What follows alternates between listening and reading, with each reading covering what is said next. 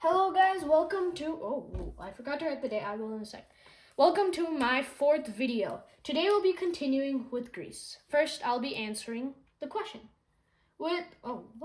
I've drawn a couple of things. Athens is here and Marathon is here. Because I'm answering the Battle of Marathon question. Why was it called the Battle of Marathon? And a runner from Marathon was sent to tell the news to Athens that they had won. And he ran 40 kilometers, or around 25 miles, which is the amount of today's marathon race, to Athens to tell the news. He then told the news and collapsed on the spot. Hence the name Marathon and the name of the town/city that would soon become there and the name of the race.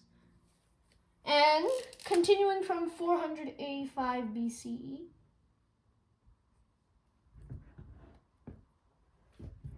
from which we were at 490 BCE, the start of the Second Greco-Persian War. The Persian king Darius has died, sadly. Well, depends what side you are. Sadly, I guess. And his son Xerxes, Xerxes,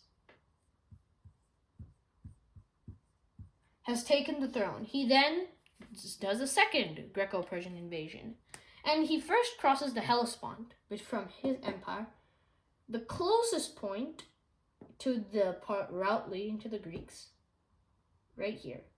He crosses the Hellespont, and this red line is the around path he took. And he did take an in here for some reasons, and I'm just going to point this out. I just feel like this, if I will explain this a little more in my Greek mythology video, which I'll do later. This looks like a Greek god, Poseidon's trident, if you ask me. But yeah, that's all. And he went into, I'll just call it Poseidon. He went into Poseidon's trident and came down. And in around 480 BCE, King Leonidas of the Spartans, Sparta being located around here. I will have a dot on every major city, so I will explain those in a sec. Athens, Sparta. 480 BCE. The Battle of Thermopylae.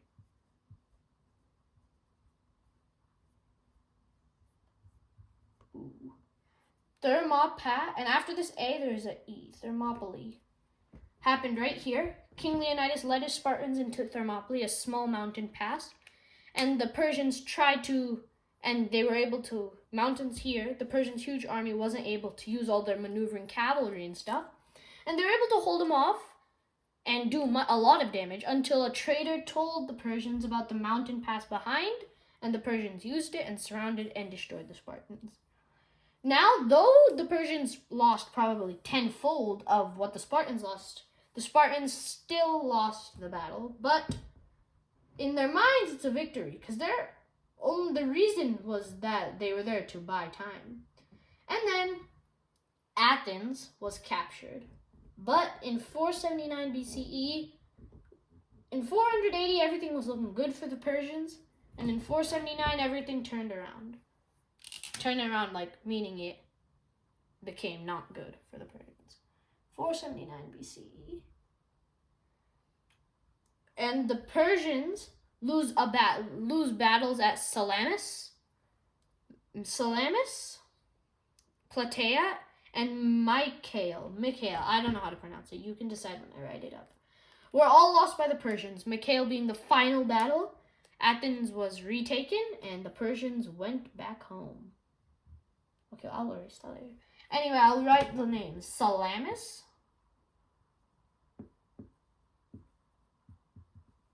Plataea, and Mycale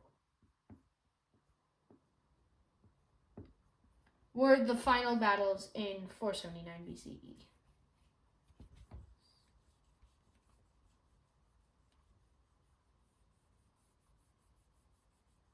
After this war, much calmed down in Greece.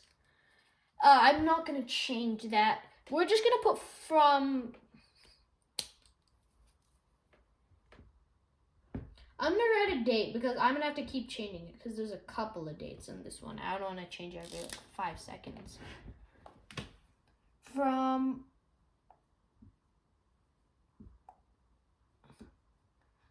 everything I say from now happens between 479 and 431 BCE. And in these times, a lot of things happened. There were many rebellions. I'll be talking specifically about two. In 471, the rebellion of... In 471 and 465 BCE, the rebellions of Naxos and Thassos. Weird. I'm not great at pronouncing Greek stuff. Of Thassos and Naxos and Thassos. There it is. Naxos and Thassos, respectively. So 471, Naxos, and then in 465, Thassos. I'll erase this, and I'll just keep it up there. And after these rebellions, they were swiftly put down. Athens moved a treasury of almost like a league of the Greeks and moved it from Delos to Athens. This would start a tension brewing between Sparta and Athens, but this would further continue. Athens created the Athenian Empire, or the Delian League, which was part of it, which was all composed of Athens and its allies, with Athens being the leader. Also, then Sparta, in response, had to create their own. They couldn't be left alone while Athens was the big dog. Sparta created, well, you could call it the Spartan Empire, like the Athenian Empire, but it wasn't, unlike that, it wasn't really like the Athenian Empire. It was called the Peloponnesian League, named after the Peloponnesian Peninsula or island, in which these allies and Sparta sit on. And finally, in 431 BCE, the tensions between these two, Athens and Sparta, or just the Delian League and the Peloponnesian League, finally boil at 431 BCE. Athens, and this culminated the Peloponnesian War between Athens and Sparta. And if you're thinking this is not a civil war is if it's the same country. By technicality, Athens and Sparta at this time were not the same country. So this is not the Peloponnesian Civil War. It is just the Peloponnesian War. And they fought. Athens' idea or strategy was to just hide in their walls while their navy, which was much superior, while their navy shipped them supplies from elsewhere. And Sparta's strategy was to surround Athens until Athens came out and fight, because Sparta has a superior land army, and then they would beat them. And they both had their cons. Sparta's cons was that Athens never came out. Athens' cons happened in 430 through 429 BCE. I just know this. I'll just say it, but yeah. 430 through 429 BCE, in the very crowded city of Athens, a plague broke out, killing a third of Athens' populations. A huge, devastating thing for the Athenians. Then, in 429 BCE, their leader, Pericles, probably the most famous Athenian leader, would then die in 429 BCE. But even with all these setbacks, Athens fought until, and there are many famous battles. Athens did come out. I'm not saying that Athens just hid behind their wall the entire time. They did come out time to time. And finally, in 405 BCE, wow, it's already circled for me. At the same location as Xerxes when he crossed in, and around the Hellespont, not the exact. The Battle of Aegospotami, I'll write it after this. Aegospotami, and the Spartans and their allies destroyed the Athenian navy, and with no one to give them supplies to, they had to fight some land battles, which the Athenians weren't ready to do. And so, in 405 or 404 BCE, they surrendered. I will now write Aegospotami. Now this, even though Athens lost, you could count it as just a loss for every Greek state.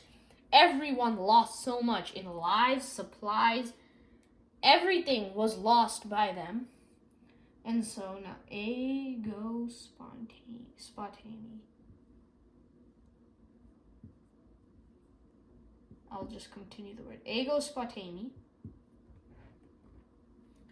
And everyone was devastated. This very much weakened the Greek city-states, but the Persians did not attack again. But now there was a new power, so I will update the powerful cities map. Athens, Sparta, and now right here, Thebes. I will erase Agos Spartami. What? There we go. There we go. For a second, I'm like, is it out of ink? Okay, Thebes, Thebes. So I don't want to write it. So I'll repeat it a couple times, or I'll just write it. Never mind. Thebes. That's a terrible T. Thebes. Thebes. And now Thebes. And now that there's 3, now there's even more, not conflicts, but a power struggle. There it is. A power struggle for the vying for power. Athens has now come back. Everyone is a little stronger now. Athens is not like a vassal or anything. They're all vying for power. And so because of this, they were all so focused on each other that they forgot pretty much anything around them. And something conquered them. That's something. We'll talk more about this in because I'm going to have a Greek myth, but we're going to talk about this Macedon growing as a northern power, north of Greece. Macedon was slowly gaining power, and the Greeks were so focused on themselves that they ignored the new power of Macedon, and this would cost them their freedom. Now, yes, that is it for Greece, other than we will have a Greek mythology video. I might have Greek philosophers. I'm debating if I'm going to do that one, but I might. And other than that, we'll ask 2 questions. These questions are very short. I will answer them in the next video, even though they're mythology or accessory videos. The first one is, in the famous Battle of Thermopylae, the mountain pass battle in which Leonidas, how many Spartans did Leonidas was said to have? There's a said number that he supposedly had, X number of Spartans. So if you know that number, reply that in the comments below. And the last question is, I called this the Hellespont. That is the ancient name for it. Today it is called something else. If you know what it is called today, then write that in the comments below. Other than that, thank you for watching. I hope you enjoyed Greece. If you have anything you want me to cover, please write that in the comments below. I will find some time to do it. I hope you guys enjoyed. Bye.